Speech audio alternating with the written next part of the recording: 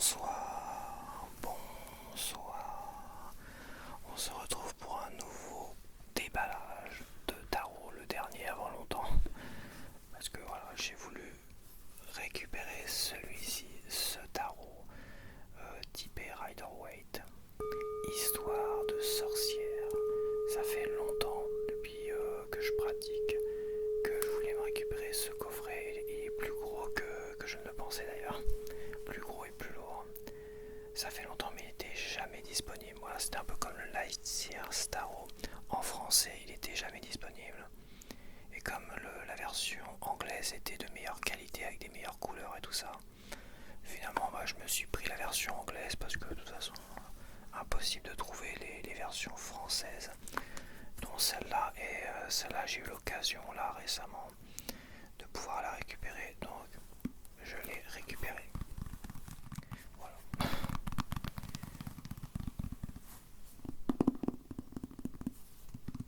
Donc c'est pour ça que je dis je pense pas récupérer de tarot avant longtemps parce que moi je fais pas collection mais je commence déjà à avoir quand même une petite collection de tarot et ça sera je pense des nouveautés qui me font très très envie ou un nouveau tarot de Célia Melasville, mais ça sera pas avant longtemps parce qu'elle vient de le sortir celui-là. Donc non, c'est vrai que je risque pas de racheter de tarot avant longtemps. J'en ai pas en tête parmi tous ceux qui existent et qui sont sortis. C'était vraiment le dernier que je voulais absolument récupérer. Donc c'est un tarot qui mélange finalement l'univers de Harry Potter, on va dire. Donc des sorciers et des sorcières. Bon, il y a plus de sorcières que de sorciers, mais il y a quand même pas mal de sorciers dedans. Voilà, c'est bon. Celui-là, il me faisait envie depuis longtemps, je le trouvais vraiment chouette. Et en plus, je vois beaucoup des personnes que je suis qui font des tirages, l'utilisent énormément aussi, donc je le connais bien aussi, je commence à bien le connaître depuis le temps. Et c'est vrai que c'était un de ceux qui me manquait dans ma collection. Voilà, je commence déjà à dire collection, c'est pas bon. Donc, histoire de sorcière, amateur de chats, balais et autres chapeaux pointus, ce tarot de sorcière fondé sur les bases du célèbre Rider-Waite Smith, je rajoute Smith parce que bon, est fait pour vous. Le livre explicatif de 2018 qui l'accompagne permettra aux néophytes comme aux taromanciens aguerris de partir à la recherche des réponses qu'ils souhaitent obtenir avec ce nouveau compagnon de route, clair, ludique et précis. Ce tarot aux illustrations mélangeant vintage et modernité vous porte au cœur de son univers magique. Apprenez à vous approprier le tarot et développer tous vos potentiels avec ses 78 lames richement illustrées. Voilà, donc on a un gros livret explicatif en couleur de 218 pages. Donc on va ouvrir tout ça. Juste après, je vais te présenter les derniers tarots de ma collection finalement. Donc il y aura une comparaison entre celui-là, le Lightseer Tarot en anglais, le tarot de la nuit qui était un petit craquage rapide, même si c'était pas indispensable. Le murmure de la forêt, dernier petit bijou que j'ai reçu de Célia Melasville. Et on a le tarot des mondes oniriques qui est très joli, qui est très beau, qui est très intéressant pour la création d'histoires. Surtout même je dirais d'histoires fantastiques et fantasy. Voilà, pour faire du développement d'histoire, parce que là on est vraiment dans la fantasy pure et dure. C'est des petites cartes, elles sont quand même mais elles restent quand même difficiles à lire pour un néophyte, on va dire. Pour ceux qui connaissent pas très bien, ce qui est mon cas parce que je l'ai très peu utilisé. Je l'avais vraiment acheté pour la création parce que je le voyais parfait pour cela. Et finalement, surtout que j'avais une idée d'histoire fantasy à écrire, c'est une très bonne idée. Il faut peut-être qu'un jour je finisse, je m'y mette réellement sur cette histoire-là. Peu importe le tarot, et tu verras dans une des vidéos précédentes où je parle justement des origines du tarot et tout ça. Le tarot c'est aussi un outil pour développer des récits, des textes et tout ça, et booster ta créativité. Et celui-là, dans ce cas de figure, il peut être très très bien. Donc c'est parti, on va ouvrir tout ça. J'ai pas mon cutter à portée de main. Alors c'est parti.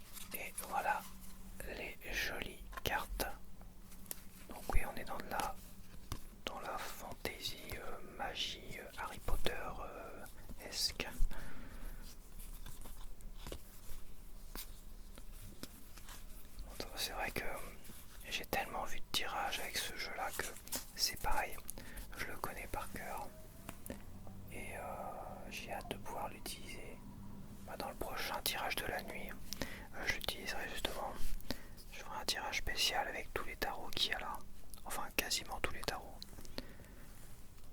Je ferai un tirage des 4 saisons à nouveau, un deuxième tirage des 4 saisons. Ouais, très joli. Je vais pas le mélanger parce qu'il faut que je te le présente après. Donc il a une bonne petite odeur chimique de déballage. Et moi je sniffe mes tarots, mes jeux avant de les mélanger, tout ça. Il y en a qui soufflent dessus, il y en a qui les caressent.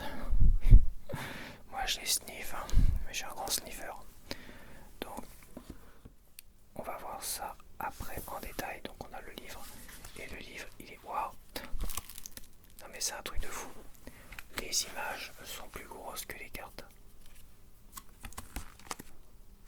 Waouh. C'est un livre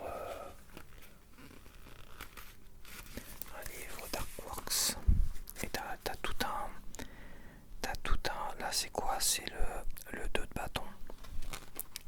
T'as le petit lézard et tout. C'est rigolo, t'as le chat et le petit lézard. Le petit lézard et tout. Moi je vais te lire le 2 de bâton. Il est bon de prendre du temps pour étudier les options que vous avez, mais tôt ou tard, vous allez devoir en choisir une. Quelle direction vous attire le plus? Ce jeune sage a le monde entier à ses pieds. Il n'a qu'à choisir quelle direction prendre. L'avenir... Attends, je veux un peu de lumière, merci. L'avenir est un livre ouvert, une ardoise vierge pleine de possibilités. Il les évalue toutes, se demandant quelle voie lui apportera réussite et bonheur.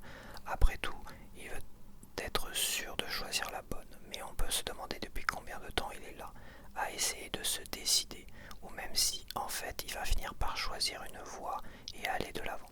Ce qui est bien, c'est que t'as quand même un bouquin avec toute une histoire par rapport aux cartes et par rapport au dessin, tu vois. Et dans la deuxième partie, on a matière, enfin dans le deuxième paragraphe, on a matière à réflexion. Il est merveilleux d'avoir le choix, surtout si les nombreuses options sont toutes bonnes. Évaluer toutes ces options et faire des plans pour l'avenir est un signe de sagesse et de maturité. Et nous voulons tous être sûrs de faire le bon choix lorsque nous sommes face à une décision importante. Mais tôt ou tard, vous devez bien faire ce choix. Est-ce que vous passez votre vie à rêver, perdu dans un monde de possibilités? Est-ce que vous passez plus de temps à réfléchir qu'à vivre vraiment dans le présent? Ou est-ce que vous vous préparez vraiment à agir?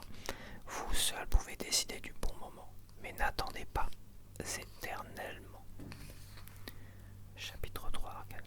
C'est bien, ouais, ça fait une lecture du soir qui est très intéressante pour ceux qui sont passionnés de tarot. Petite histoire, puis évidemment explication de la carte d'une certaine manière. Ce qui est un peu... on retrouve quand même des redondances quand même. Donc voilà, ouais, c'est toutes les cartes comme ça. Donc en plus ça te permet d'apprécier les images pleinement et de les étudier. Même avant de les utiliser, tu regardes ça, tu bouquines ça avant. Et t'admires les images comme ça. T'en profites pleinement en tout cas. Ça, bon, ça scouch. Attention, pas trop le manipuler, c'est comme le bouquin du tarot noir. Les feuilles, elles sont parties assez vite. Hein. Ouais, vu que c'est collé. Mais bon, une fois que t'as bouquiné tout ça, il y a l'air d'avoir du monde. Hein. Les arcanes majeures, il y a quand même beaucoup plus de blabla à lire, toi. Ouais, c'est pas mal. C'est pas mal. Ah, tu peux prendre des notes et tout. Je vais noter toutes mes informations. Bon, je vais pas noter tout dessus. De toute façon, écrire sur du papier qui est lisse comme ça, ça va juste. Ah, si tu peux prendre des notes après chaque arcane majeur. Non, c'est moi qui me trompe, c'est moi qui dis des bêtises. Non, t'as quelques trucs de notes ici ou là. Et la force. Non, c'est avant les arcanes majeures. La force. Donc c'est très intéressant pour bouquiner, pour réviser un petit peu et pour voir l'histoire, toi. Ça raconte une histoire pour chaque personnage qu'il y a sur les cartes et tout ça, c'est intéressant. Une sorcière brune, ça c'est le mat. Une sorcière brune coiffée du chapeau noir traditionnel et vêtue de la robe noire classique est à califourchon sur un balai, prête à s'envoler vers l'inconnu depuis le bord d'une falaise. Elle a un air enjoué, les bras étendus, les yeux clos et la bouche ouverte sur un cri, probablement Géronimo. Perché sur le balai derrière elle, un chat noir et blanc accroché par les griffes. Ah oui, je l'avais pas vu, accroché par les griffes d'une patte au dos de sa robe et se cachant les yeux de l'autre. Le chat sait que ce voyage dans l'inconnu est périlleux, mais il est prêt à suivre n'importe où son amie, la sorcière. Pourquoi donc alors s'envole-t-elle on ne sait où? Parce que parfois on en arrive à un point où il n'y a pas d'autre choix que de fermer les yeux et de sauter. Il n'y a aucune garantie dans l'existence et de temps en temps, il faut faire le grand saut pour en retirer de grandes récompenses. Ce n'est pas pour rien qu'on parle du saut de la foi, après tout. Quelquefois, il faut juste y croire. Et après, t'as matière à réflexion dans les suites. Donc bah voilà, on va voir ça, on va comparer tout ça, tranquillou. Donc on a l'auteur du tarot et on a l'artiste, l'illustratrice. Voilà, collaboration, souvent c'est des collaborations d'auteurs et d'illustrateurs. Hop, voilà. Donc bah, on se retrouve tout de suite pour la petite comparaison vue de dessus. Allez, donc nous voici pour la comparaison. On va découvrir un peu plus ce nouveau tarot dans ma collection, tout du moins Histoire de sorcière. Donc j'ai mis totalement à ma gauche le tarot de la nuit. Donc là on va faire les tarots qui me restent dans ma collection que je n'ai pas forcément montré, qui sont typés Rider-Waite mais un peu plus originaux dans leur façon de présenter et d'illustrer les arcanes. À côté on a le Lightseers Tarot, la version anglaise, parce que la version française, bah, je la trouvais pas et il paraît qu'elle est quand même de meilleure qualité cette version anglaise. Ici au centre on retrouve le nouveau tarot, Histoire de sorcière. Et on continue avec le nouveau tarot, le dernier de Celia Melesville. Comme ça permettra de le voir encore une fois un peu plus. Et le tarot des mondes oniriques.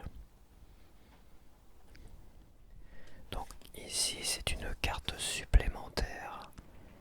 Ange de la nuit, Angel de la nuit, donc c'est un mélange, hein, Angel de la nuit. Un mélange de franglais, de français et d'anglais, c'est du franglais. Angel de la nuit. Donc ça c'est une carte bonus qui n'a rien à voir avec le tarot. Donc on va y aller tout de suite. Donc là on a le fou. Le fou. Donc alors ma préférée, on change pas. Je vais passer rapidement et essayer de trouver ma préférée parmi toutes ces arcanes. Alors j'aime beaucoup celui-là, mais j'aime beaucoup cette représentation du mat du fou. Elle est vraiment sympa comme tout. Je vais choisir celle-là. Puis c'est vrai que c'est un tarot que j'ai énormément utilisé aussi. Donc oui, il y a plus d'affinité et tout ça. Bon. Après celui-là, je le connais bien aussi.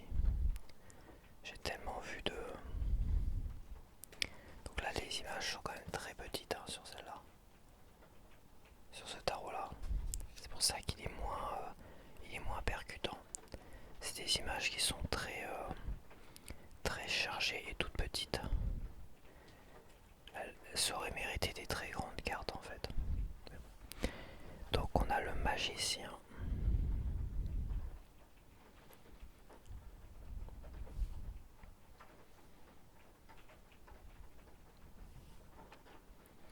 J'aime beaucoup celle-là.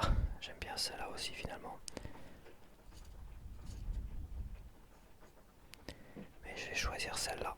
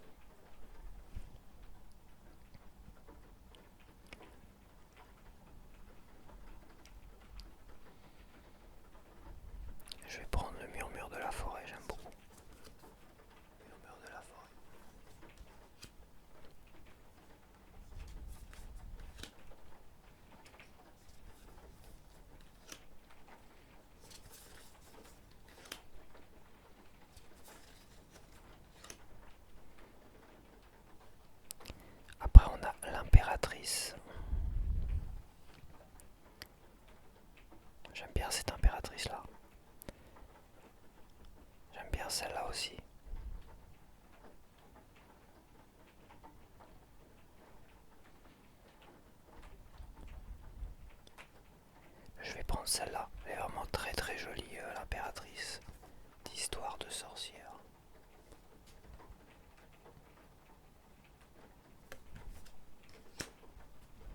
Prendre celle-là pour ma préférée parmi cette comparaison, évidemment.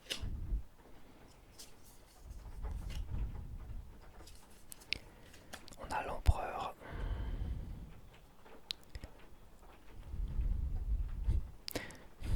J'adore trop celle-là. L'empereur de Murmure de la Forêt est vraiment génial ici.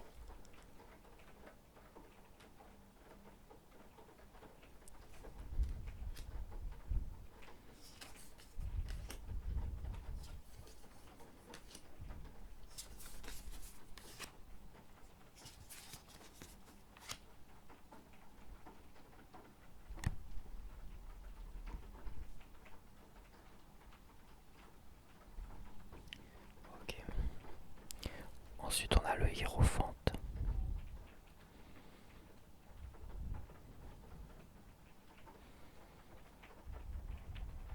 Même si elle est très chargée, je préfère celle-là. Le hiérophante de Murmure de la Forêt.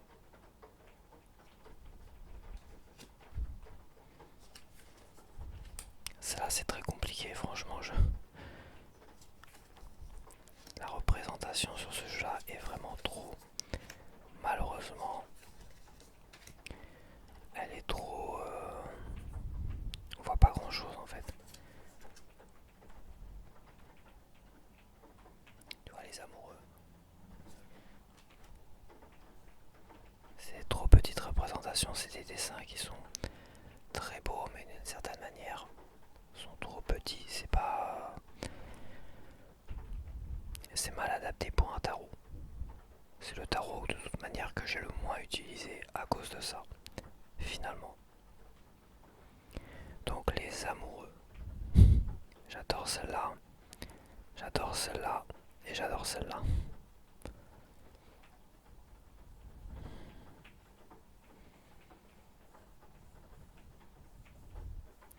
Là c'est très compliqué.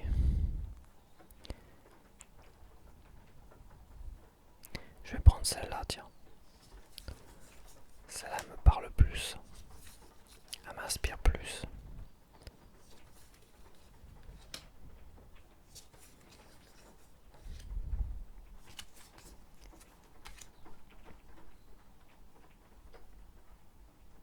Ensuite on a le chariot.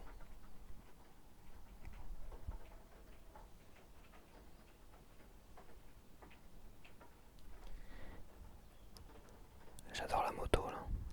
J'hésite là entre les deux.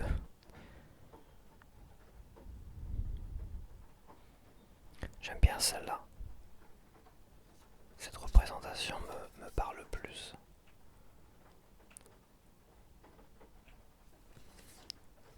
Mais celle-là est pas mal aussi.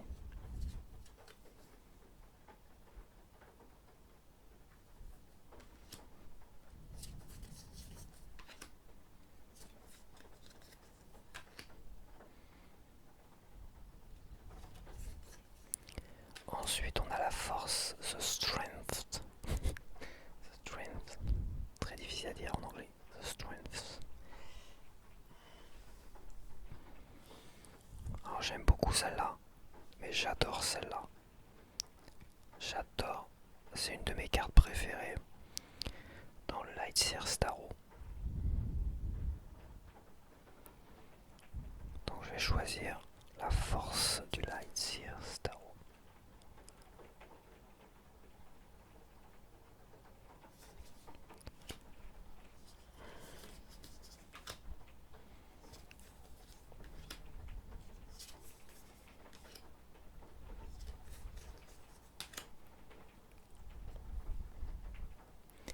Ensuite on a l'ermite.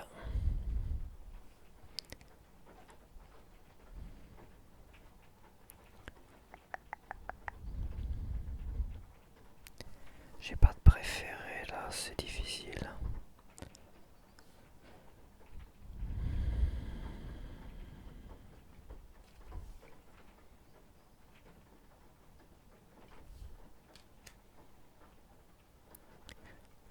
Je vais choisir celle-là.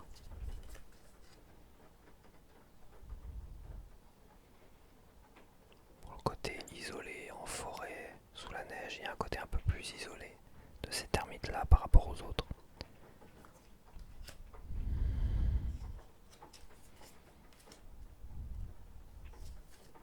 Oups, elles sont glissantes. Celles-là elles sont un peu plus, s'accrochent un peu mieux celles-là. Mais après bon, c'est un éditeur étranger j'imagine. Alors après on a la roue de fortune.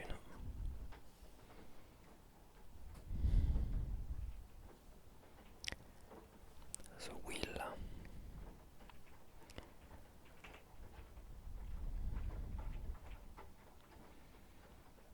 J'aime beaucoup celle-là. Je vais choisir The Lightyear Starro. À mon avis, il risque de remporter beaucoup de manches, ce jeu-là. C'est un jeu qui est quand même très très beau, moderne. Et dont j'ai le plus d'affinité, c'est vrai, c'est le jeu que j'ai le plus utilisé finalement, parmi tout cela. Après on a la justice. Là, attends, j'ai pas fini. Après on a la justice.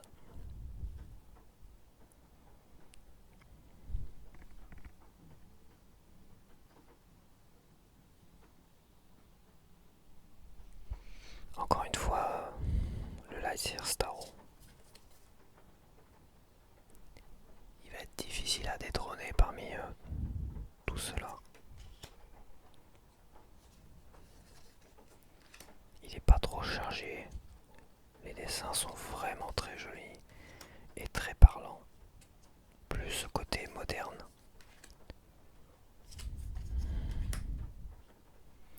Ensuite on a le pendu. C'est Angenman.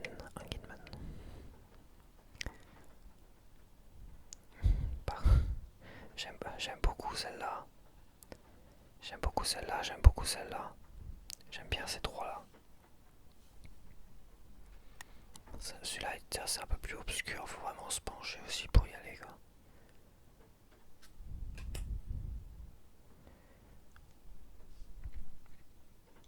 Je vais choisir le pendu de Histoire de sorcière.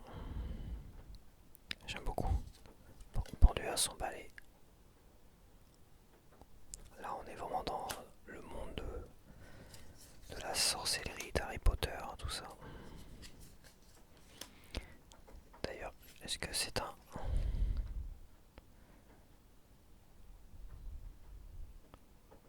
Ouais, elle est quand même super jolie celle-là aussi.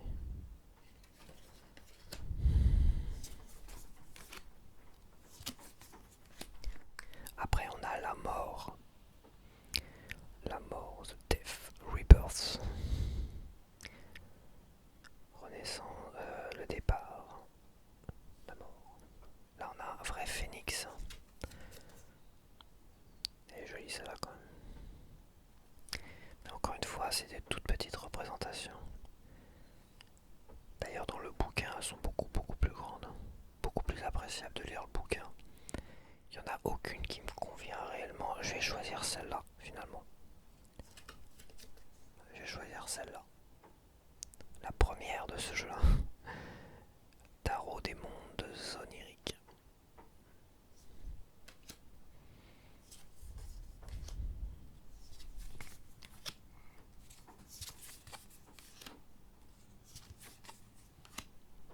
Après, on a Tempérance.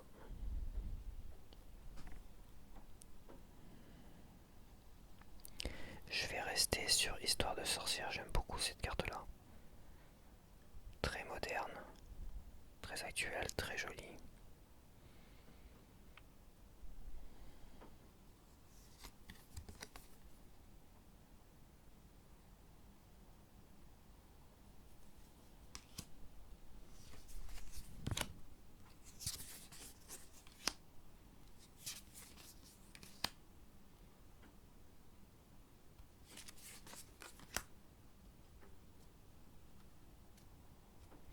Après, on a le diable.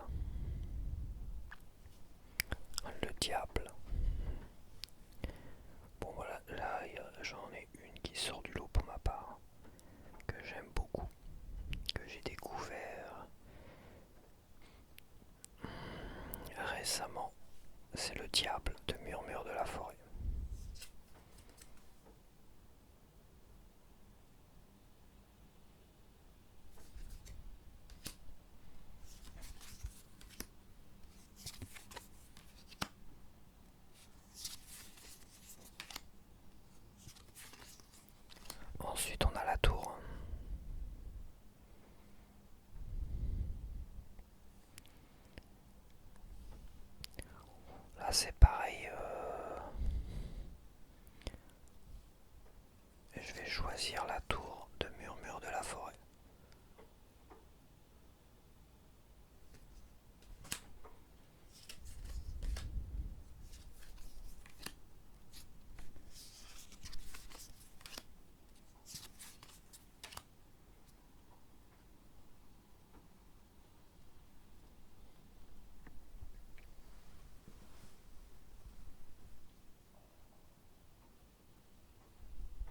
Pour l'étoile, sans hésitation. Donc là, on a la créatrice. C'est la créatrice de ce tarot où elle reprend des photos libres de droit, on va dire. Puis elle les modifie, elle en fait des arcanes. Et ben, elle s'est mise dans le jeu. Elle est là. Voilà, cette petite info. Je vais choisir celle-là sans hésitation. J'adore celle-là. Voilà, elle était super parlante, elle est magnifique. Pour moi, c'est ma préférée, tout simplement. Parmi celles-ci. Après, on a la lune. C'est pareil, celle-là. Celle-là m'attire tout de suite. La lune du Lightseer, j'aime beaucoup aussi celle-là. Un peu plus chargée, un peu plus petit quand même, c'est vrai. Je vais choisir celle-là.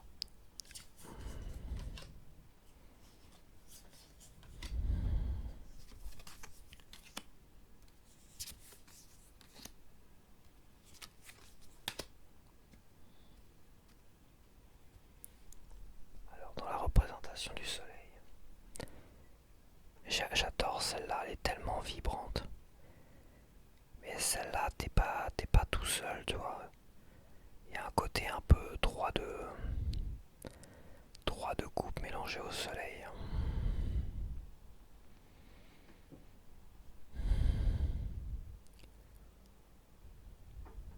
J'adore celle-là, elle est tellement vibrante. Genre, quand tu tombes sur celle-là, ça te pulvérise. Tellement vibrante.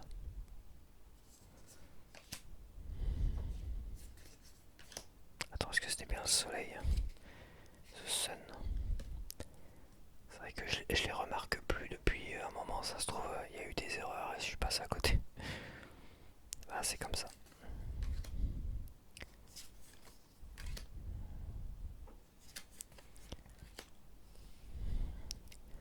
The Judgment. Le jugement. En anglais, c'est juste judgment. Et en français, c'est le jugement.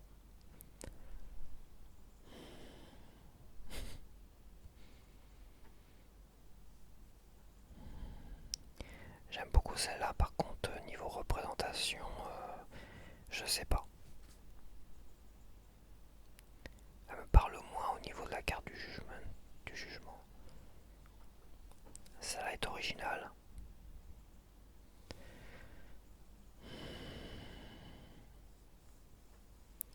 Je sais pas. Je ne sais pas. Ça est très joli.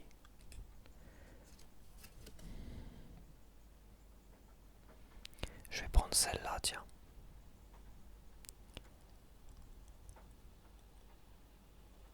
Avec les papillons là. Elle est pas mal celle-là. On va quand même lui choisir quelques petites cartes à ce tarot des mondes oniriques. Et on finit avec les arcanes majeures. Avec le monde. J'aime bien celle-là. J'aime moins celle-là, j'aime moins celle-là. J'aime moins celle-là et j'adore celle-là. Voilà. C'est une de mes préférées parmi toutes les cartes du monde que j'ai. Il y a quoi d'autre? Et le Boutaro. Le Boutaro, j'adore aussi. De Célia. On a ça. Celle-là. On a qui d'autre?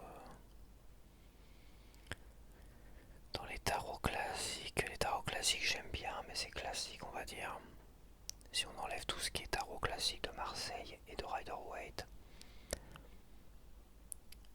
C'est le Boutaro et Murmure de la forêt qui sont mes préférés.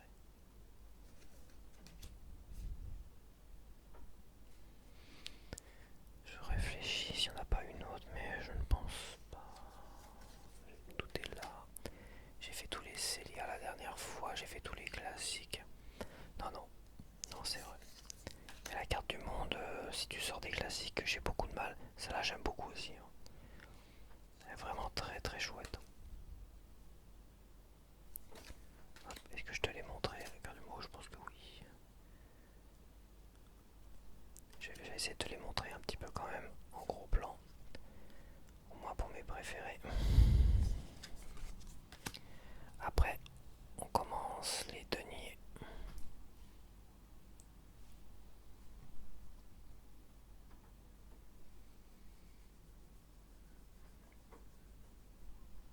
L'as de Pentacle fait très page de denier, hein, très valet de denier finalement. Ça prête à confusion. Je vais choisir, je pense, celle-là. Pour les as, j'aime bien le côté sobre et épuré des as.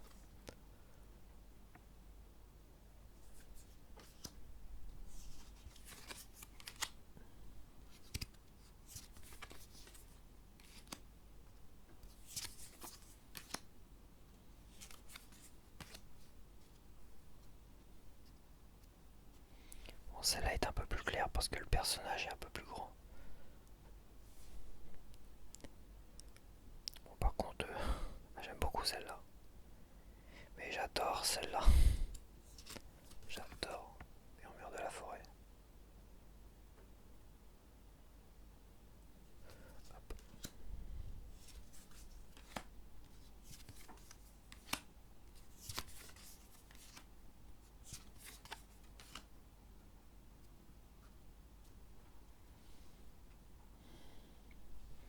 Après, on a le 3 de pentacle. C'est vrai, c'est la chorale. Très rigolo.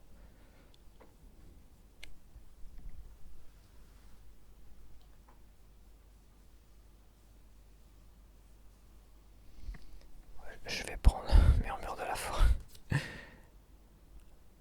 J'aime trop ce jeu en fait. Je l'ai découvert en grande partie avec vous. Car car il vient tout juste de sortir, puis j'avais pas suivi le processus créatif. Et comme elle avait très peu partagé aussi, donc ça a été une grosse découverte quand même. J'avais vu comme ça quand même quelques arcanes. Au moins les arcanes majeures, tu vois. Donc c'est vrai que gros, bonne surprise au final. Donc là on a le 4 de Pentacles. 4 de Pentacle ou de denier. On est plus dans les pentacles au niveau Rider Waite.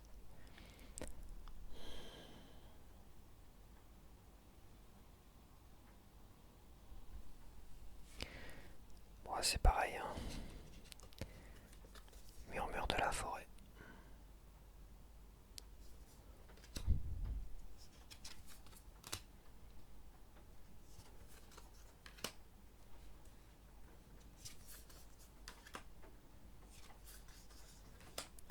Bon, là on a une carte que j'aime pas beaucoup, en règle générale, qui m'inspire pas beaucoup.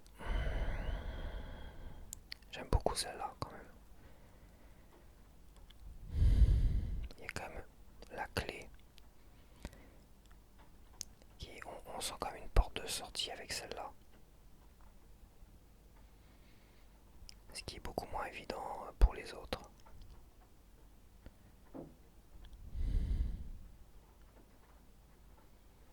Je vais choisir celle-là.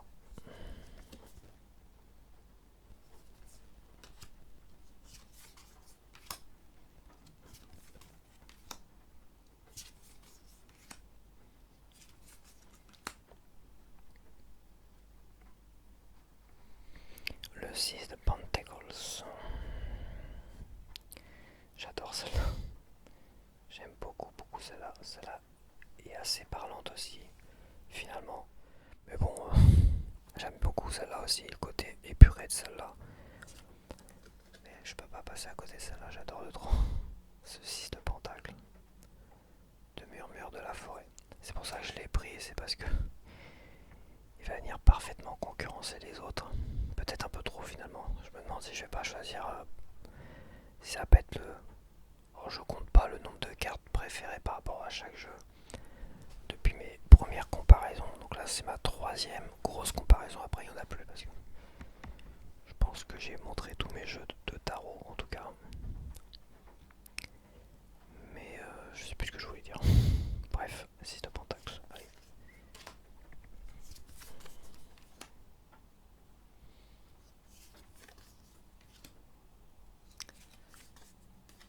Mais oui, si je devais compter mes préférés, c'est ça. Si je devais compter mes cartes préférées, ça se trouve celui-là.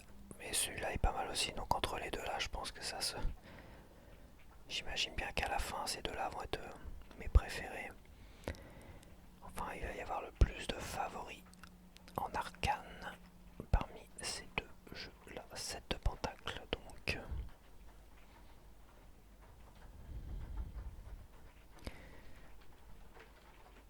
J'aime bien celle-là. Mais celle-là est très, très agréable.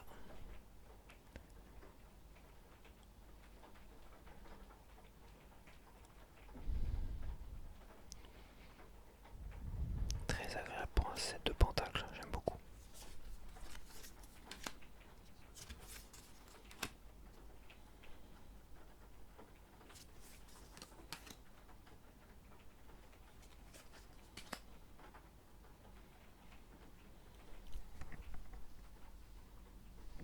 Pour le 8 de pentacle, on a l'araignée là.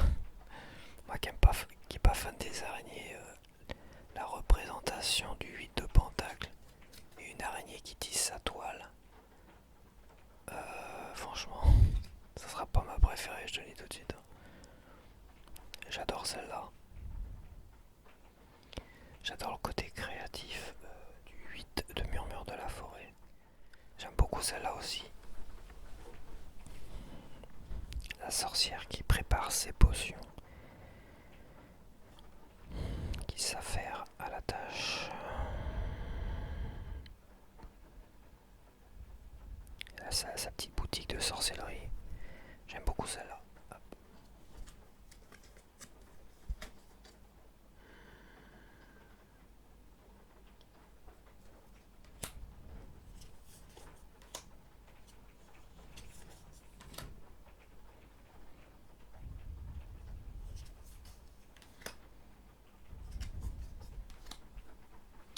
Après on a le 9 de Pentacles.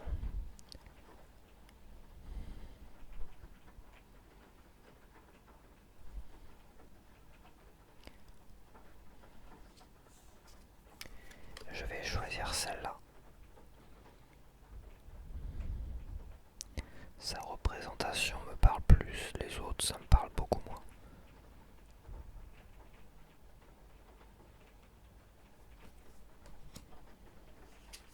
Pour un 9 de pentacle, évidemment.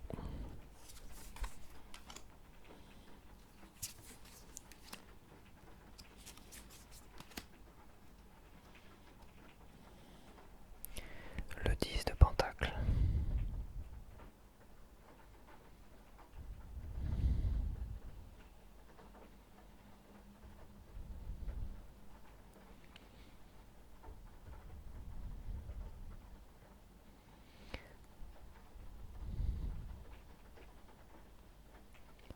J'aime bien le côté Noël, tout ça.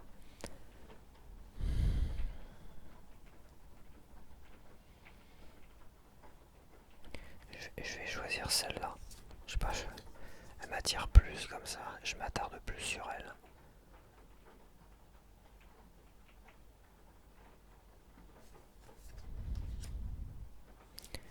On a comme une belle représentation de l'abondance dans ce 10 de denier.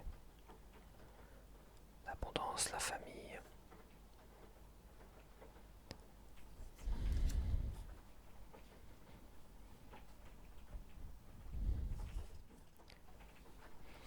Donc le valet de Pentacles. Donc l'autre, je trouvais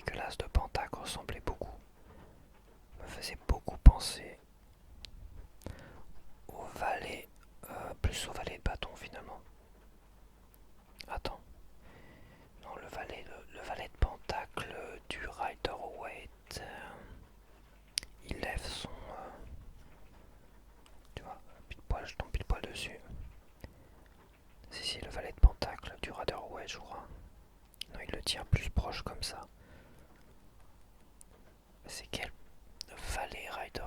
C'est quel valet de Pentac qui est comme ça? Il y en a un qui est comme ça. Je ne sais plus. C'est vrai que j'ai pas pris les classiques pour les montrer, voir aussi la différence avec les classiques. Je pense qu'on les a assez vus comme ça dans les deux premières comparaisons. Donc alors le page de Pentacles, j'adore celle-là. Mais j'aime beaucoup celle, j'adore aussi celle-là.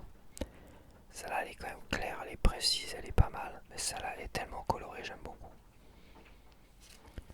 J'aime beaucoup. J'aime beaucoup celle-là. Ceci étant, je vais quand même prendre celle-là.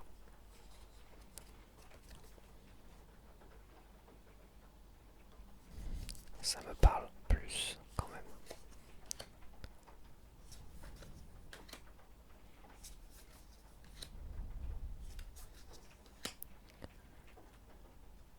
Au niveau du cavalier. Cavalier de Pentacles. Moi, il y en a une qui depuis... il y en a une qui me parle énormément. Malgré que le tarot en lui-même me parle moins. C'était un achat compulsif. Hein. Ce tarot-là et ce tarot-là, on était plus dans des achats compulsifs comme ça.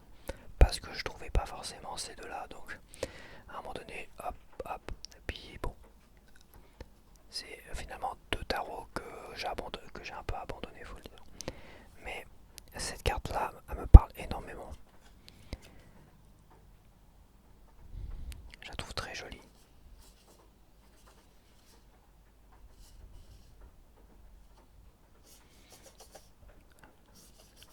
Elle garde des traces de doigts, on dirait. Ouais, c'était bien une trace de doigts. Donc je prends celle-là. Les autres sont pas mal aussi, évidemment. Il y a des cartes qui attirent l'œil, bizarrement, qui attirent... qui sont plus attirantes. C'est comme ça. Donc la reine de Pentacles.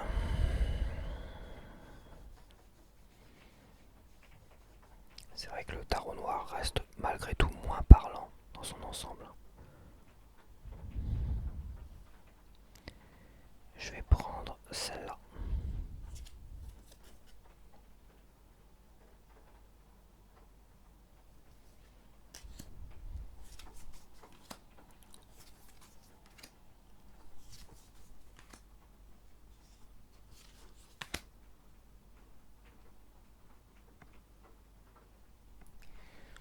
Ensuite, on a le roi de Pentacle.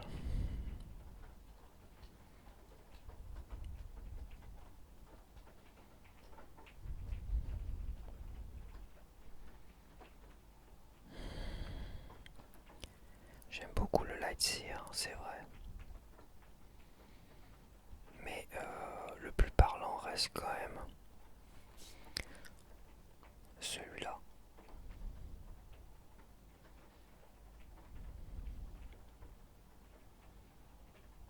On a un côté un peu plus généreux de celui-là. Qui ressort peut-être moins ici, moins ici.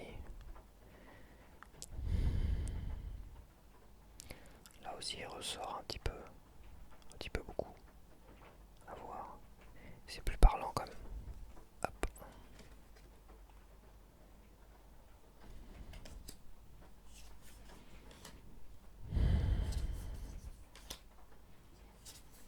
Ensuite on a les As.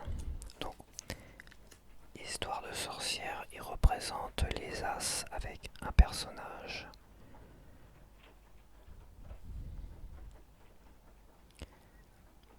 Mise en avant qui ressemble beaucoup finalement à des valets. Ce qui est d'une certaine manière pas illogique en soi. Mélanger les As et les valets. Mais j'adore pour les As, il n'y a rien à faire, je suis toujours très attiré par les côtés les plus épurés des As. En règle générale, mais j'aime beaucoup celle avec cette petite abeille, ça me fait rigoler.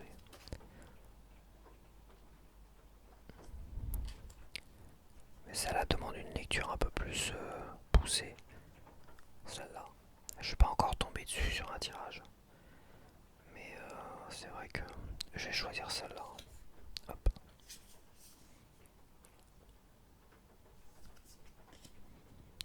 La représentation finalement la plus épurée. Même si celle-là est très jolie. Malgré tout. Et même si celle-là, j'aimerais bien la tirer un jour pour pouvoir m'étendre un peu dessus. Après on a le 2 de bâton. Le 2 de bâton. J'aime beaucoup celle-là.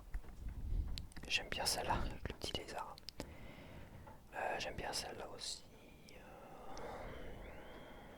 Ça va être intéressante. Celle-là, je sais pas, m'attire énormément pour le côté. Puis c'est un crâne, tu vois. Et c'est ça qui me fait délirer la représentation. C'est plutôt bien choisi finalement. C'est le côté vif par procuration et finalement ce qu'on regarde c'est la vie des autres et on vit à travers les autres qui ont des vraies vies. C'est comme si on regardait les réseaux sociaux et qu'on suit les gens qui sont fortunés, qui ont une belle vie, qui sont en couple, qui sont heureux, heureuses. Et toi tu vis à travers eux. C'est ça le délire. Et le côté de cette représentation du crâne via cette projection qui est une grosse illusion finalement. Je trouve ça tellement symbolique de fou. Car finalement tu meurs, tu te consumes à ne pas vivre ta vie et à vivre à travers les autres. Et cette représentation du crâne et donc de la mort, j'adore. J'aime beaucoup celle-là. Il y a un truc vraiment... pour moi elle est super parlante. Certes elle résonne de façon négative, mais pour moi le 2 de bâton c'est quelque chose d'assez négatif en soi. Car c'est quand même un laisser-aller qui... Faut faire attention à ça. Ça peut sonner de façon très négative. Même si tu as l'influence évidemment de la grande prêtresse et de la papesse. Pour moi, cette carte-là a toujours sonné trop négativement parce que je l'associe évidemment à ma vie et à faire très attention à la vie d'aujourd'hui parce qu'on est beaucoup, il y a beaucoup de gens comme ça qui vivent à travers la vie des autres et je trouve ça très négatif et très dramatique. Et cette représentation du crâne de cette façon finalement de vivre à travers les autres, c'est énormissime, j'adore. Bref, 3 de bâton. Oh, j'adore cette photo là, cette illustration là. Du 3 de bâton. On a vraiment la représentation. Allez, on va se jeter à l'eau quoi. Ça y est, on est prêt pour se jeter à l'eau. On passe à l'action. Et celle-là, elle est juste magnifique. C'est une de mes cartes favorites du Lightseer Starro. Donc sans hésiter, je la choisis pour préférer.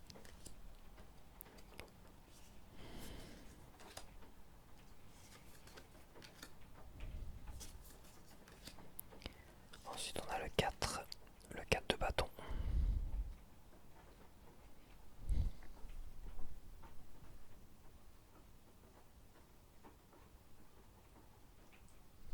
J'aime beaucoup celle-là. Je vais la choisir, 4 de bâton.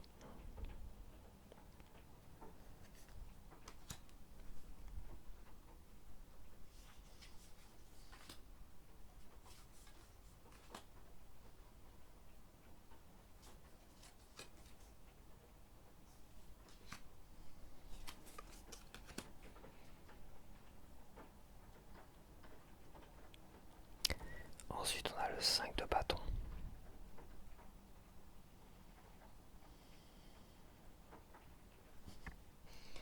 J'aime bien celle-là.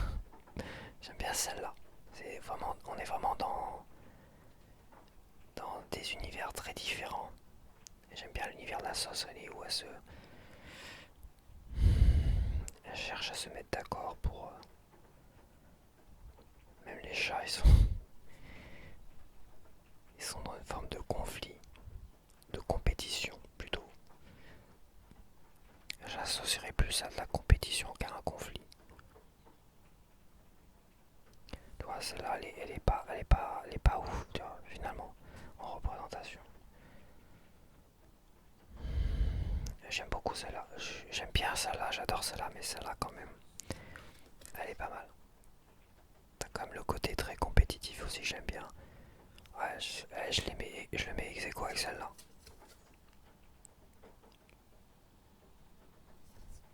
Je triche un peu.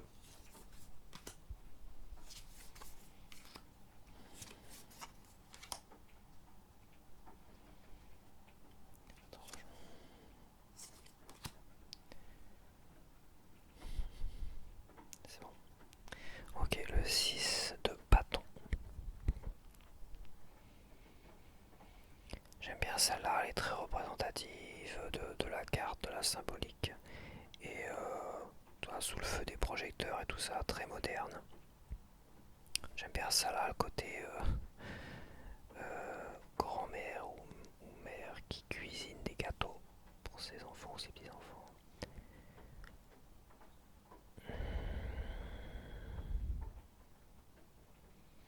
Je vais prendre celle-là. Elle me parle plus, elle m'inspire plus finalement.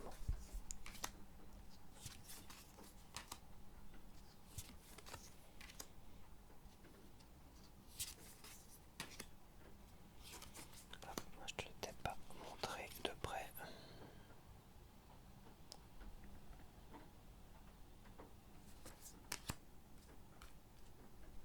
Ensuite, on a le 7 de bâton.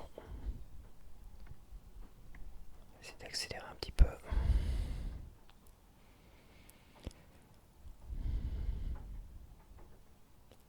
Ça va être très bien. J'aime beaucoup.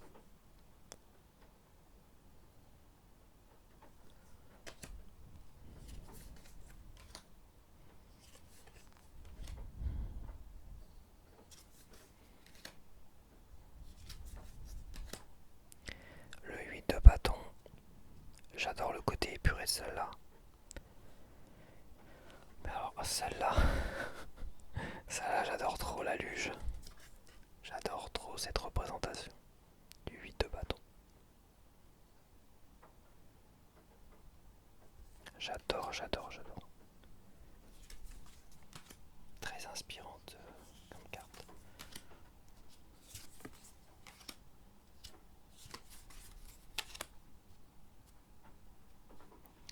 On a le 9 de bâton.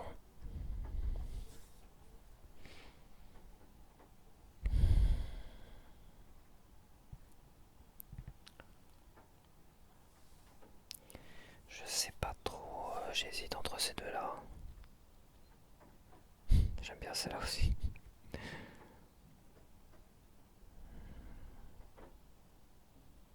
Donc je pense que je vais choisir celle-là. Rester sur ces positions, mais il y a le côté affrontement, quoi. Car on est toujours en train de comment dire, de nous mettre à l'épreuve sur nos convictions. Donc le côté, est-ce que je te l'ai montré d'ailleurs?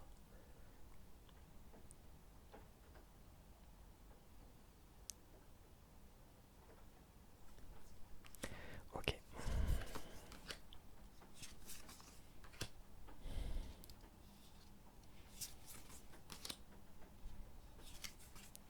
Le 10 de bâton. Alors, étrangement, mais c'est vrai que ce tarot de la nuit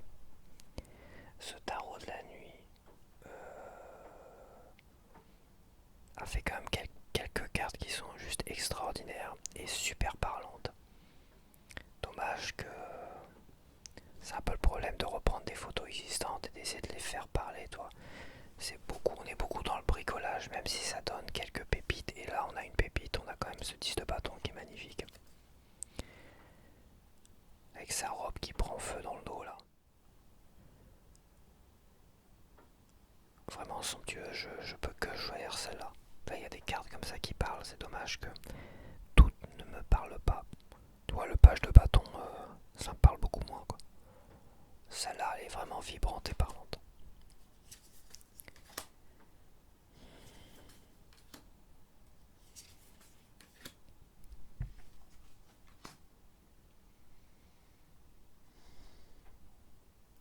Dans le page de bâton, j'aime beaucoup celle-là.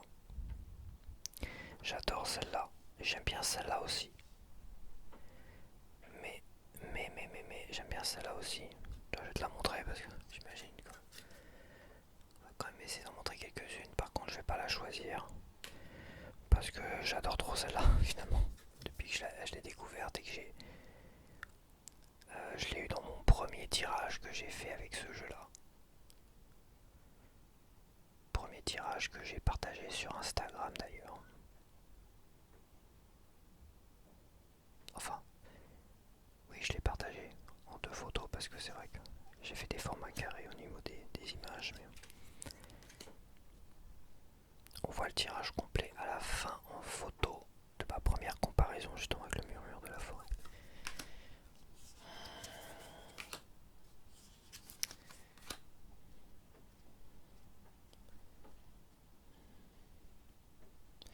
Et elle était positionnée en carte conseil, voilà on va dire. En dernière carte plus carte conseil qu'autre chose. Ok, next, cavalier de bâton. Finalement, je l'avais peut-être mal perçue celle-là au départ. Et après coup, je me suis dit, celle-là est vraiment, vraiment chouette. Ce cavalier de bâton.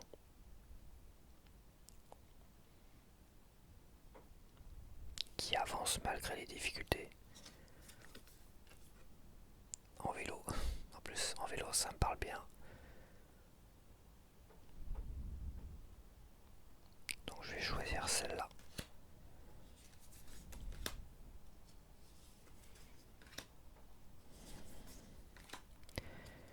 Après, on a la reine de bâton. La reine de bâton. Je vais prendre celle-là, je pense. On est plus dans le côté séduire par la musique, tu vois. On a une sorte de nymphe. Est-ce qu'on peut l'appeler une nymphe? Oui, j'ai le bouquin, mais c'est pas grave. Je retrouve plus le côté séducteur sur cette carte-là par rapport aux autres. Quoique celle-là est pas mal, mais je sais pas, j'aime pas trop la photo, la représentation. Donc, même si, même si c'est vrai qu'au niveau séducteur, séductrice, dans ma façon de voir cette carte-là, évidemment, elle est plutôt pas mal aussi. Elle serait même plus parlante que celle-là. Mais celle-là est pas mal aussi. Hein.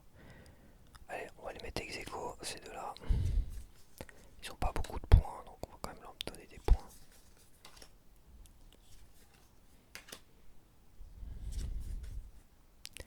Mais celle-là, dans un autre genre, c'est vrai, c'est pas mal aussi. Mais bon.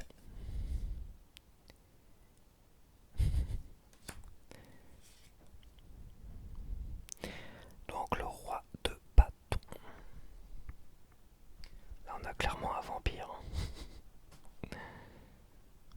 Ouais, c'est un vampire, ça. Il a du sang, quoi, sur la goulette. Ah, il a du sang, oui. C'est le roi des crocs.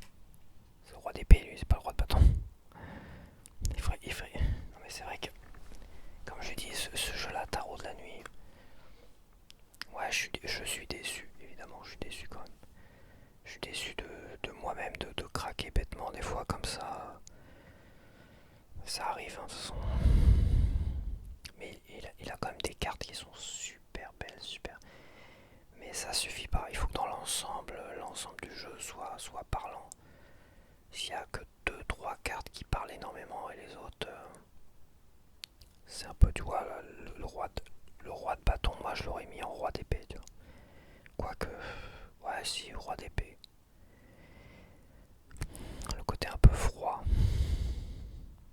Oh, le roi d'épée, bon, ça reste le tarot de la nuit, quoi. Bon, alors le roi de bâton, celui-là me paraît quand même plus représentatif d'un bon roi de bâton. Avec le lion, là, d'ailleurs. Je vais choisir celle-là. Après, on attaque les épées. Tu vois, on retrouve. C'est sûrement voulu. C'est sûrement voulu parce qu'on retrouve quand même le côté un peu page d'épée. Et je la trouve très jolie, celle-là. Je la connais moins, bizarrement. J'ai l'impression de la redécouvrir. épuré. Celui-là est pas mal, mais il a un côté épuré, mais me parle moins. Elle est pas si mal aussi celle-là. Quoique ça fait très 3 d'épée, je trouve, avec les 3 soies là. Ça est intéressante. Mais celle-là m'attire énormément en fait. Donc je vais choisir celle-là. Même si ça va un peu en contradiction avec ma façon de voir les as, les as tout court en général.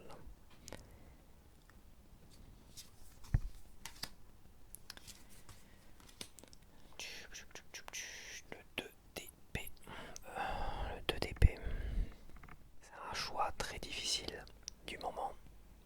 Et finalement, bah, il prend pas le choix, il reste. Et finalement, il reste sur les deux positions, quoi, d'une certaine manière. Et à côté, bah, je vais rester, je vais prendre les deux finalement. Ou je vais pas choisir, puis je vais m'endormir, puis je m'en fous. Il y a un côté vraiment. C'est vrai que j'ai toujours beaucoup plus. J'ai toujours eu beaucoup de mal à lire le 2DP. C'est moi-même en fait le 2DP. Je suis partagé entre. À chaque fois que je tombe sur le 2DP, je suis confronté au 2DP.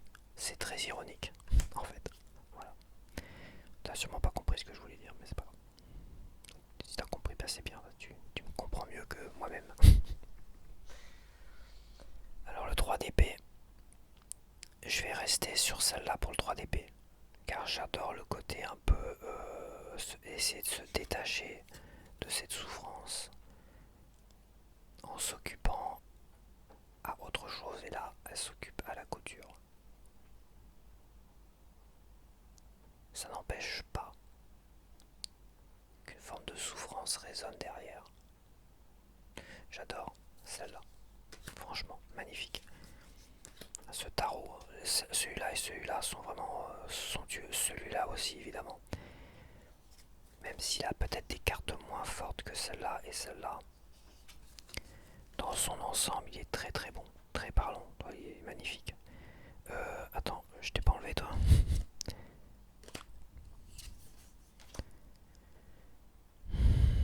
4DP, 4DP, on est bien. Ok.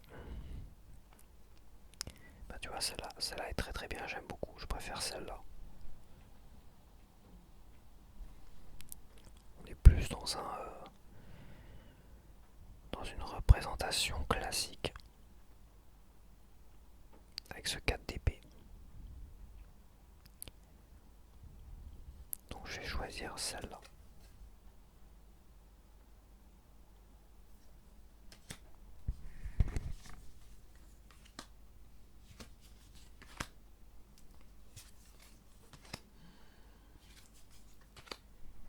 C'est vrai que j'ai pas trop fait attention à celui-là.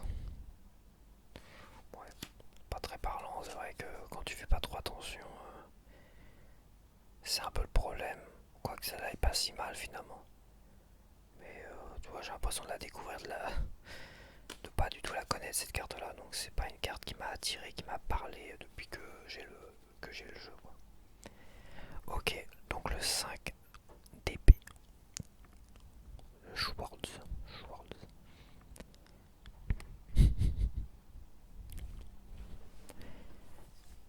J'aime bien celle-là, c'est vrai.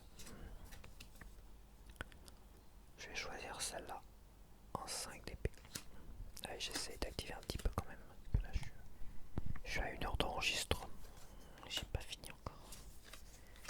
Je traîne. Parce que j'ai commencé à développer un peu là, c'est pas bon. C'est pas bon signe. Donc le 6 d'épée. Le 6 d'épée. Le 6 d'épée.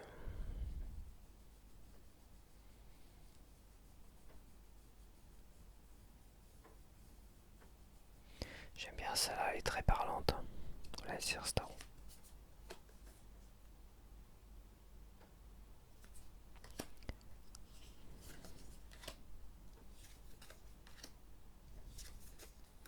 Hop, le 7 d'épée. De toute façon, c'est que des cartes négatives là. Hop.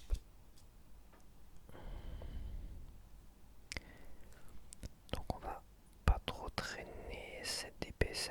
Celle-là elle est bien, j'aime beaucoup. J'aime beaucoup celle-là.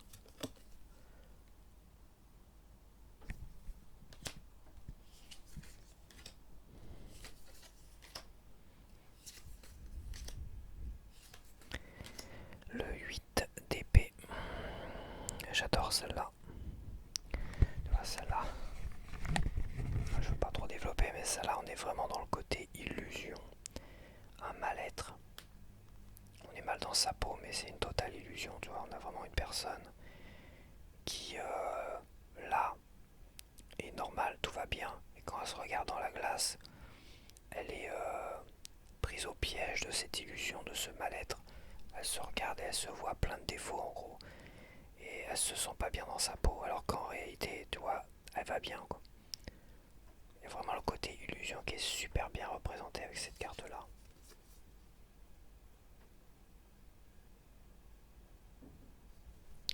Donc je choisis cette carte. Ça va être très joli aussi. On est dans un classique, hein, entouré d'épées.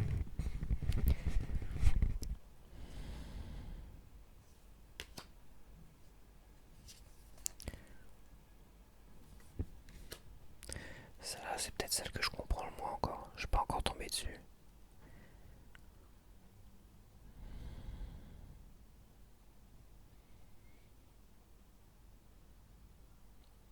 Ça demande une autre lecture, il faudrait que je lise en même temps. Quand je tomberai dessus, j'essaierai de lire le petit livret quand même, pour essayer de voir les nuances et tout ça par rapport à celle-là. Bon là j'ai pas le temps parce que si je commence à lire les livrets c'est mort. Donc le 9 d'épée.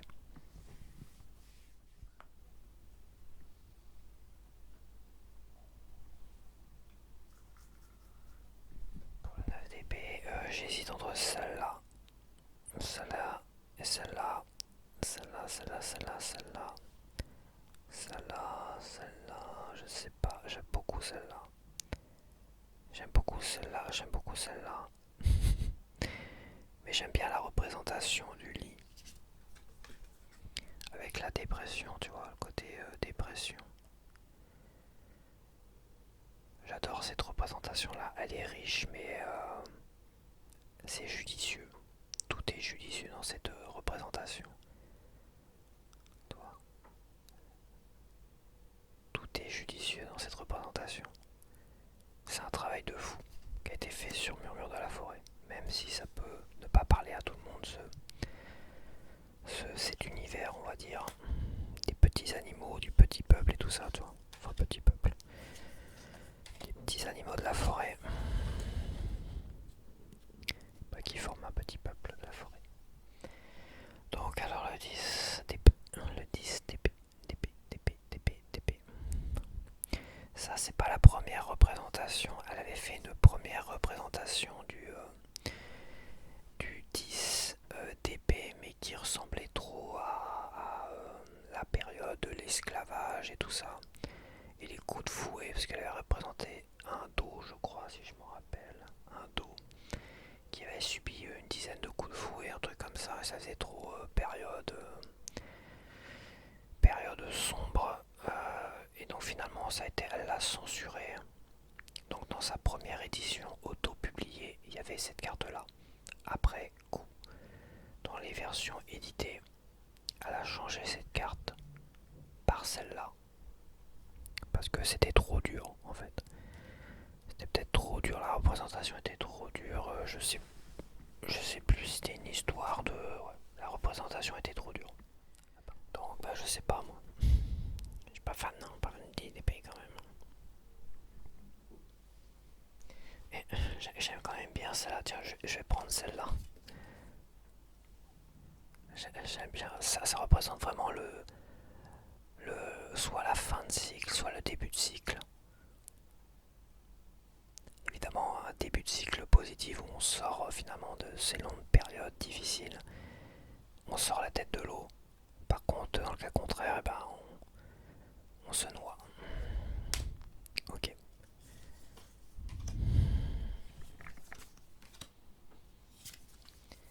Allez, on essaye d'accélérer un petit peu, les amis. Un petit peu. Un petit peu, ça serait bien. Et là, ça parle plus du tout, je trouve. Ça parle moins en tout cas. Alors, le page d'épée. J'aime beaucoup celle-là. J'aime bien celle-là, mais celle-là me parle plus. Puis un page d'épée sans épée, c'est vrai que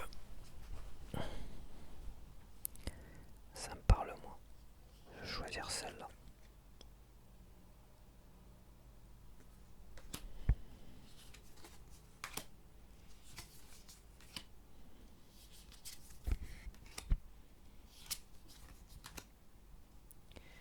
Le cavalier d'épée.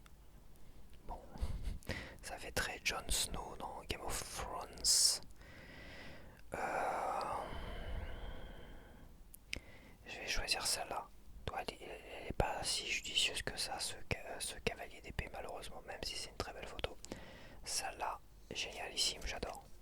Je suis de plus en plus fan de celle-là. Je vais pas revenir non plus sur les significations. Je crois que j'en ai déjà parlé dans la première vidéo de comparaison de tarot. On a la reine d'épée. La reine d'épée. Pour la reine d'épée, je vais prendre celle-là.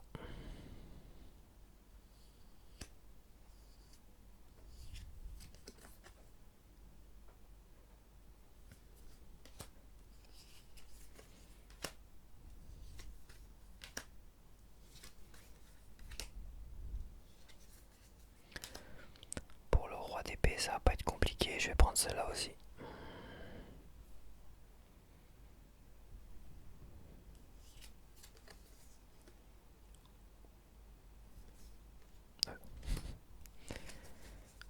Faisons pas de mélange.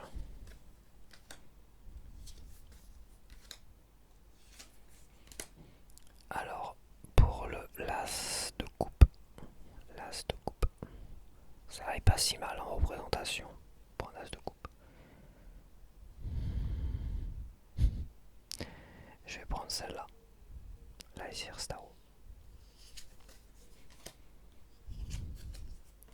Voilà, on a l'impression d'avoir un page de coupe. Mais c'est voulu. C'est voulu. Apparemment, c'est voulu.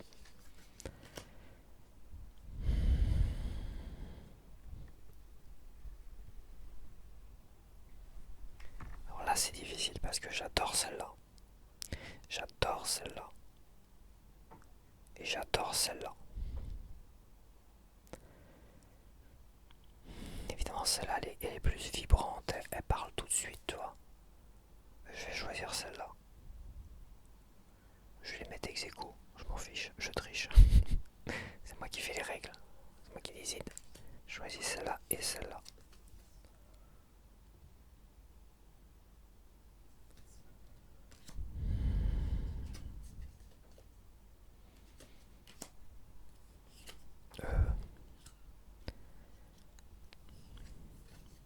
Je suis perdu. Le 3 de coupe.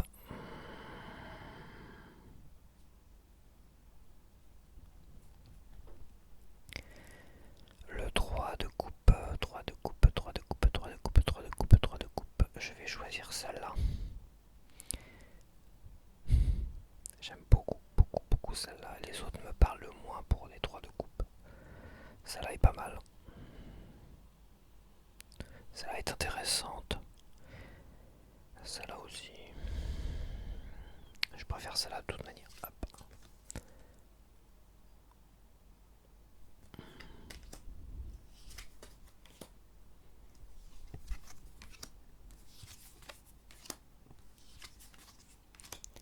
Le 4 de coupe.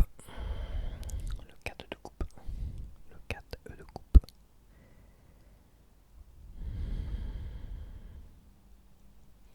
Je vais choisir celle-là. Elle est plus parlante pour moi. 4 de coupe. Même si celle-là est super jolie. Et finalement, sa représentation. Ouais, je fais un ex aequo, allez, tiens. Ex aequo avec celle-là. Ouais, je change les règles.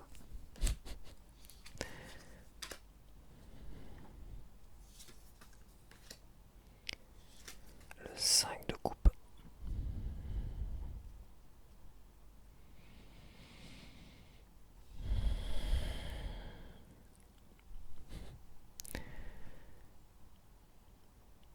Elle est sympa celle-là finalement.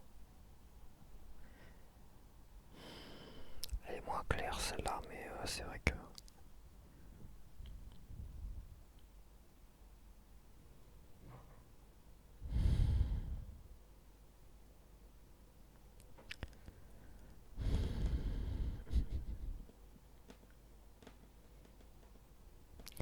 choisir celle-là. Je vais choisir celle-là. Je suis en train de m'endormir devant les cartes. Faut que je me dé... Faut peut-être que je me manie un petit peu le derche. Ça serait pas mal. Et là c'est ça, faut que je fasse très attention parce que je passerai des heures à les comparer les unes aux autres. Toi tu peux mettre pause mais bon.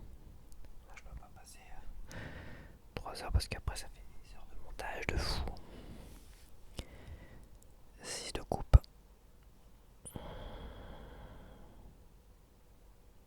J'aime beaucoup, beaucoup, beaucoup celle-là. J'aime bien celle-là aussi. J'adore celle-là.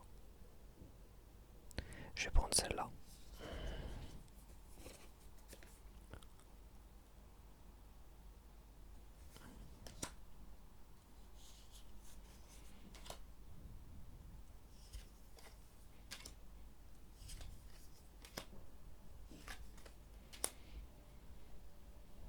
Le 7 de coupe. Le 7 de coupe. J'adore celle-là. Je vais choisir celle-là.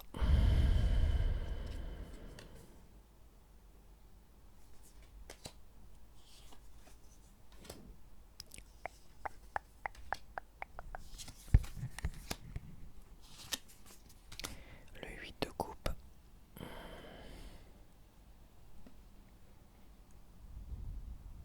Très jolie celle-là, mais celle-là elle me parle tellement. Mais celle-là est quand même très très jolie. Ah, je vais refaire un ex-aequo, faut que j'arrête. Je triche. Je triche énormément. Ah tiens, je vais prendre celle-là.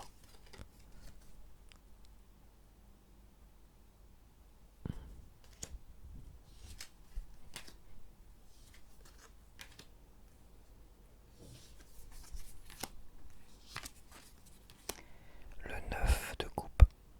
Le 9 de coupe. Le 9 de coupe. Le 9 de coupe. Elles sont bien.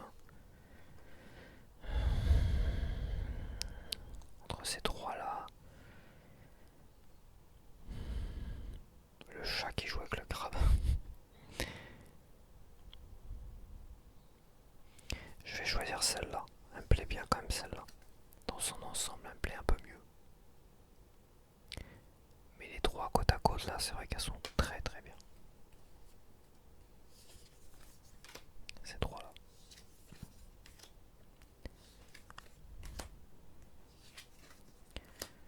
Alors le 10 de coupe.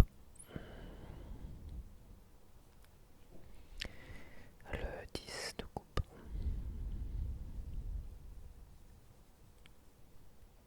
Et je vais choisir celle-là, quoique j'aime beaucoup celle-là aussi. Ah, j'adore celle-là, tiens. Tu vois, celle-là, c'est dommage, elle me marque pas. T'es pas tout de suite attiré par ces cartes-là, car elles sont très petites dans leur représentation et pas du tout chargées. Enfin, et très chargées finalement. Après, faut voir un vrai tirage. J'en ai fait, mais j'en ai pas fait sur ma chaîne d'ailleurs. Mais dans sa représentation, je la trouve, pour ma part, je la trouve très parlante comme ça, à y regarder de plus près. Mais c'est vrai que mon œil n'est pas forcément tout de suite attiré par cette carte-là. Mais bon, à côté des autres, celle-là est très chargée aussi d'ailleurs, tu me diras. Mais moins parlante. Celle-là me parle, je vais choisir celle-là. Tiens, on va lui donner un petit point. Quand même. Allez, page de coupe. Page de coupe. Page de coupe. J'aime bien, j'aime bien, j'aime bien, j'aime bien. J'aime bien. J'aime bien, j'aime bien, j'aime bien, j'aime bien, j'aime bien. Ah, ça va être dur là. Ah, ça va chier, je sais pas. Je vais prendre celle-là. Là, franchement, je ne sais pas. Les toutes me parlent. Donc, il faut que je fasse un choix, sinon je vais m'endormir devant et ça va être pénible. J'approche à la fin. Le cavalier de coupe.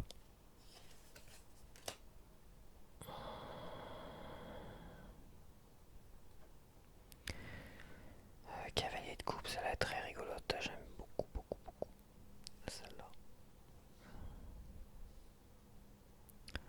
très bien. Après, elle est très parlante, mais j'aime moins son illustration en fait. Très parlante, mais j'aime moins l'illustration. Celle-là aussi. J'aime bien le côté un peu jeu enfantin, mélangé au cavalier de coupe. Il y a quelque chose qui me parle énormément sur cette carte-là, même s'il y a des choses qui au premier abord pourraient me gêner. Bon allez, bon, je vais pas m'étendre. Je vais pas m'étendre, mais je vais choisir celle-là, tiens. Allez hop. Ça demande encore plus de réflexion, plus de temps de réflexion quand même. Et si je devais commencer à débattre de ma réflexion, j'y passerai 10 minutes de plus encore là. J'attendrai, j'en parlerai le moment d'un tirage. Alors, la reine de coupe, la reine de coupe, la reine de coupe, la reine de coupe et la reine de coupe. Tout de suite sans hésiter, celle-là. La carte de la reine de coupe qui me parle énormément.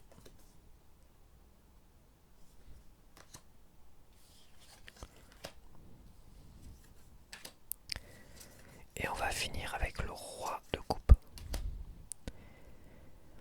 Le roi de coupe, celui-là, c'est un très bon roi de coupe visuellement.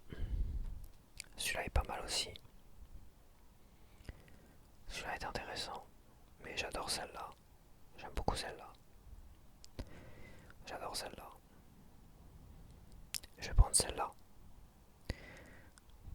Il y a tout là-dedans qui me plaît beaucoup dans ce roi de coupe. Très zen, j'aime bien. Et celui-là, j'ai pas fait attention. Mais bon. C'est compliqué. Celle-là, c'est très chargé aussi. J'ai beaucoup de mal à distinguer finalement les choses. Sur celle-là, très complexe. Bon, j'ai choisi le ICR Staro.